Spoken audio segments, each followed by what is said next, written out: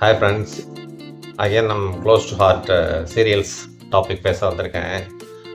Pandian stores and Ayyanar துணை, இது ரெண்டுத்துலேயுமே வந்து இப்போது ரீசெண்ட் சீன்ஸ் பார்த்தீங்கன்னா ஒரு கோலிவுட் ரெஃபரன்ஸ், ஒரு மூவி ரெஃபரன்ஸ் ஞாபகம் வந்தது எனக்கு. ரெண்டு சீரியல்லையுமே மூவிலேருந்து அந்த சீனை என்னால் கார்லேட் பண்ண முடிஞ்சுது. அது என்னன்னு நான் இப்போ சொல்கிறேன்.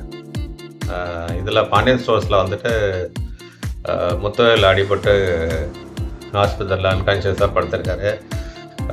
எல்லோரும் பரபரப்பாக கத்திரெல்லாம் மேலே கம்ப்ளைண்ட் கொடுத்து எல்லாம் ஜெயிலில் விட்டு போட்டாங்க. இந்த குமார் வந்து ஒரு முட்டாள் வில்லானாக இருக்கார். அவர் வந்து எப்பயும் வந்து முத்துவேல் கண் முழிச்சா உண்மையை சொல்கிற போகிறாரு தெரியும். அப்படி இருந்தாலும் எப்படி அவர் கம்ப்ளைண்ட் கொடுத்தாருன்றது தெரியல. அந்த சீனை பார்க்கும்போது அந்த பறவை முனியம்மா வந்து விவேக் ஒரு படத்தில் இந்த டம்பிள்ஸ்லாம் வச்சு பயங்கரமாக பாடி பில்ட் பண்ணுற மாதிரி சீன் காமிச்சிட்ருப்பாரு.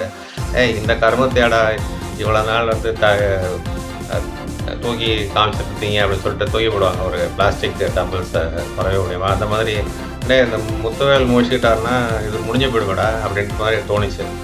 ஸோ அது ஒன்று சீரியல், அது ஒரு சீன் ஆச்சா.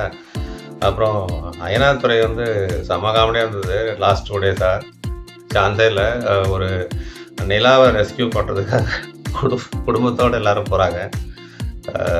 அந்த எபிசோட்ஸ் வந்து இந்த உள்ளத்தை அள்ளித்தால வந்து கடைசியில் வந்து டெம்போலாம் வச்சு கடத்திருக்காங்க அப்படின்னு சொல்லுவாங்க. அந்த மாதிரி இதில் வந்து சோழனோட அப்பா வந்து டெம்போலாம் எடுத்துகிட்டு போய் ஹார்ன்லாம் அடித்து பயங்கர பரபரப்பை க்ரியேட் பண்ணி ரொம்ப டென்ஷன் ஆக்கி விட்டார் எல்லாரையும். ஆனால் ஒரே ஒரு இது மட்டும் என்னால் ஒத்துக்க முடியல.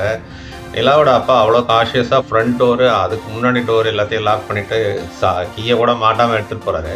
பேக் சைடு என்ட்ரன்ஸ் வந்து ஓப்பனாக இருக்குன்றதை வந்து யோசிக்க மாட்டார் போட்டிருக்கு. அது சிம்பிளாக அவங்க வந்து எஸ்கேப் பண்ண மாதிரி இருக்குது. ஸோ இது ரெண்டுமே 2 மூவி கார்லேஷன் எனக்கு தோணிச்சு. ஸோ அதை அவங்களோட ஷேர் பண்ணலாம் அப்படின்னு சொல்லிட்டு.